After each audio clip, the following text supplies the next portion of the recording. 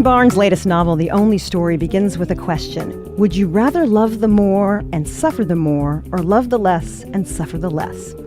The narrator of his story is a man looking back on his once love affair with a much older woman, which shaped his life.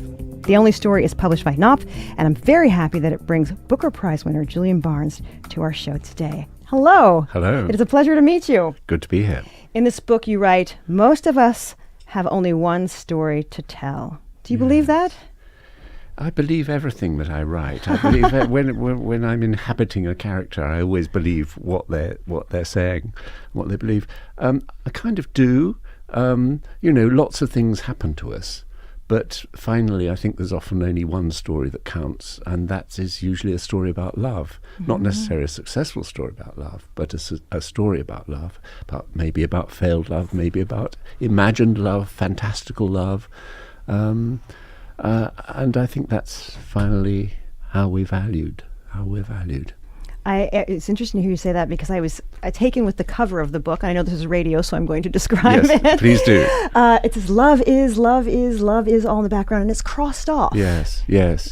Well, there's at one point towards the end of his life, the narrator, a guy called Paul, yes. He keeps a notebook for many years about wise things that people have said about love. And then he goes through it every so often, and he crosses out the ones he decides are untrue. And there are only about a couple that survive towards the end. And one is a wonderful thing I came across somewhere from an 18th century Frenchman, which says something like,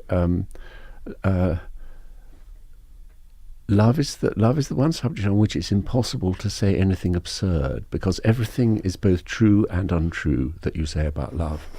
And it has a wonderful sort of balance and fluidity to it.